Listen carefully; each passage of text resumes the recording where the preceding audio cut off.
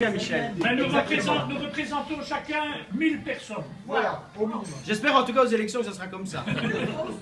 Voilà, et bien, bienvenue à ce drink. C'est vrai que ça faisait 2 ans qu'on n'avait plus fait de drink. L'an dernier, on avait une assemblée générale où on avait pris un petit verre à la fin. C'était sympa aussi.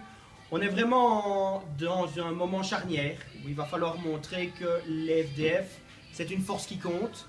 C'est une force qui a sa place en Wallonie et ça, j'en suis véritablement convaincu. On a un message qui est différent des autres. On a osé certains choix, le libéralisme social. Je pense que c'est un message qui parle à beaucoup de gens, la laïcité de l'État. On est les derniers à soutenir une fédération Wallonie-Bruxelles forte, là où les régionalistes ont tendance à vivre reclus.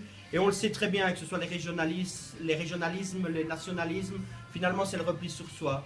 Et je suis convaincu qu'en ayant une ouverture vers les autres, on en sortira enrichi. C'est d'ailleurs pour ça qu'au niveau de l'Europe, nous prônons un fédéralisme européen et je suis heureux. Je suis comme vous, j'ai appris hier que c'était une ancienne secrétaire d'État roumaine qui allait tirer notre liste à l'Europe. Quelle belle preuve d'ouverture. Et finalement, l'FDF, c'est ça. Ce sont des gens de gauche, de droite, du centre et qui ont réussi à se réunir autour d'un message en commun. Et ce message, eh bien, on va le défendre durant ces élections. Ça ne va pas être facile. Nous, on a cette chance en Luxembourg, c'est que finalement l'enjeu, il n'est pas bien grand puisqu'on sait que c'est une province qui vote traditionnellement très conservateur. On sait que la loi électorale nous fait perdre dès le départ puisqu'on a des seuils d'éligibilité qui sont terriblement élevés. Moi, pour la liste que je vais tirer sur Neuchâteau-Virton, vous imaginez, il faut recueillir 50% des suffrages pour décrocher le premier élu, alors que sur Liège ou sur Charleroi, avec 7-8%, on décroche déjà les premiers élus. Donc ça va être compliqué, d'autant qu'on sait qu'aux dernières élections, même le MR n'avait pas décroché son élu à la région. Mais bon, voilà, on va aller avec notre message. On a la chance en Luxembourg, c'est qu'on a une presse qui nous est très réceptive, très favorable, et qui a compris en tout cas qu'on représentait l'alternative, une alternative crédible dans les petits partis en province de Luxembourg finalement. On a montré qu'on s'inscrivait dans une durée. Ça fait 5 ans maintenant qu'on est implanté en Luxembourg, 5 ans qu'on pèse dans les débats luxembourgeois, 5 ans qu'on prend des positions qui sont parfois très courageuses.